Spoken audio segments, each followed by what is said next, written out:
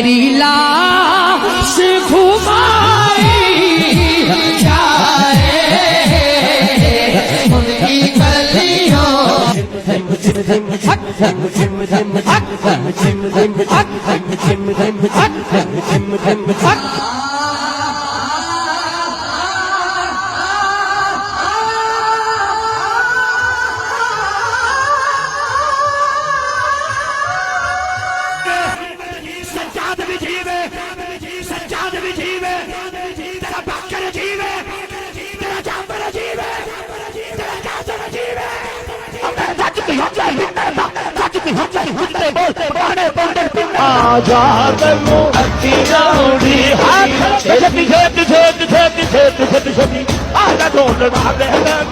دل پہ ہاتھ رکھ کر مجھے بتائیں، آپ کو یہ کسی بھی زاویے سے نعت لگتی ہے یا اس ادب کی کوئی ایک بھی چھلک نظر آئی جو شایان شان مصطفیٰ نام نامی اسم گرامی صلی اللہ علیہ وسلم کو ادا کرتے ہوئے ہونی چاہیے؟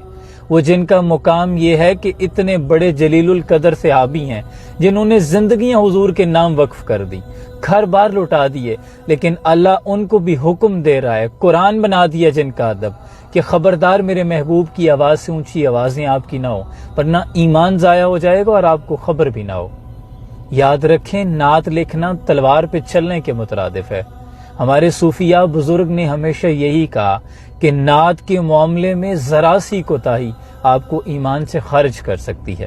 جب اتنے بڑے صحابیوں کو اللہ حکم دے رہا ہے کہ ادب کو ملحوظ خاطر رکھا جائے، تو کیا ہم نعت لکھتے ہوئے یا اتنی بے باکی سے بھری بزم میں یوں ایسے پکار سکتے ہیں، کیسے انداز اپنا سکتے ہیں؟ کسی علاقے کے چودھری، ایس ایچ او یا ڈی پی او کے آپ آفس میں پیش ہو جائیں نا، تو آپ یوں ہاتھ باندھ کے اپنے بٹن بند کر کے کھڑے ہوتے ہیں اور پورا سر سے لے کے پاؤں تک ادب کے زاویے میں ہوتے ہیں، اور یہاں تو ذکر تاجدار انبیاء کا ہے۔ آپ کو نہیں لگتا کہ یہاں زبان، کیا میں سمجھتا ہوں کہ لفظ لفظ کا وضو ہونا چاہیے؟ وہ جیسے شعر ہے نا کہ جب تک الفاظ وضو نہیں کرتے حضور ہم آپ کی گفتگو نہیں کرتے، میں سمجھتا ہوں یہ معیار ہونا چاہیے۔ لیکن یہ انداز، یہ تو صرف پیشہ ورانہ ہے، یہ صرف لوگوں سے واہ واہ اور پیسے اکٹھے کرنے کا طریقہ ہے، محض اس کے سوا کچھ نہیں۔ بڑی معذرت کے ساتھ میں بھی چاہتا ہوں کہ حضور کی نعت کی محافل ہونی چاہیے، میں بھی انعقاد کرتا ہوں، لیکن آپ سے یہ گزارش کروں گا خدا را ایسے لوگوں کو بلانے کی بجائے خود بیٹھیں، اپنے بچوں کو ساتھ لے کے، میاں بیوی بیٹھیں، والدین کو ساتھ لے کے بیٹھیں، خود اپنے بچوں کو کہیں کہ آپ نعت پڑھیں، درود پاک کی محافل کیا کریں، جتنا درود پڑھ سکتے ہیں پڑھا کریں، لیکن ایسے لوگوں، پیشہ ورانہ لوگوں سے بچیں۔ میری ان سے کوئی ذاتی رنجش نہیں، لیکن یہاں بات حضور کی عزت اور ناموس کی ہے۔ ادب پہلا کرینہ ہے محبت کے کرینوں میں۔ آپ ذرا ایک لمحے کے لیے یہ نعت مقبول سنیں اور اس کے بعد آپ خود انالیسس کر لیں گے کہ کون سی آپ کو نعت لگی اور کس کو سننے کے بعد دل میں آپ کی کیفیت اتری۔ ہمارے شوق و محبت کی انتہا وہ ذات، ہمارے شوق و محبت کی انتہا وہ ذات، ہمارے ذوق و تمنا کی محتاج وہ ذات۔ اس بھائی نے نعت کا حق ادا کر دیا۔ میں سمجھتا ہوں کہ نعت کی، آپ جب نعت پڑھ رہے ہوں، نعت کے الفاظ کی ادائیگی ہو رہی ہو، تو نہ دامن ادب ہاتھ سے چھوٹے اور نہ ہی سنجیدگی جانی چاہیے۔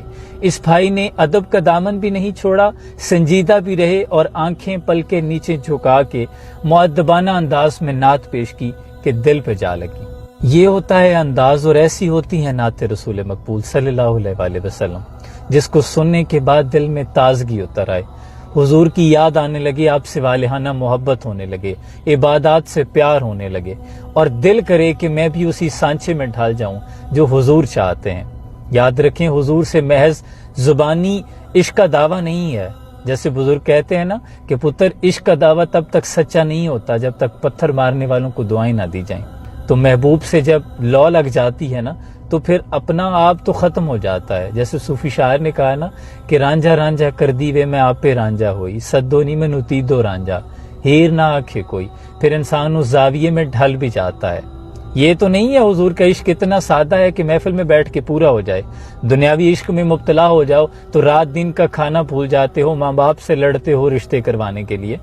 یہ دنیا کا عشق ہے, عشق مجازی ہے.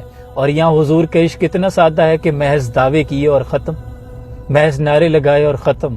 نہیں, عشق میں پھر مصیبتیں عالم آتی ہیں, زمانے کے تانے بھی سہنے پڑتے ہیں. پھر اسی سانچے میں ڈھلنا پڑتا ہے جو حضور چاہتے ہیں. سر سے لے کے پاؤں تک عاشق رسول نظر آئے, اس کے عمل میں بھی, زبان میں بھی, اخلاق میں بھی اور کردار میں بھی. اللہ کریم ہمیں صحیح معنوں میں حضور سے سچی سچی محبت کرنے کی توفیق عطا فرمائے.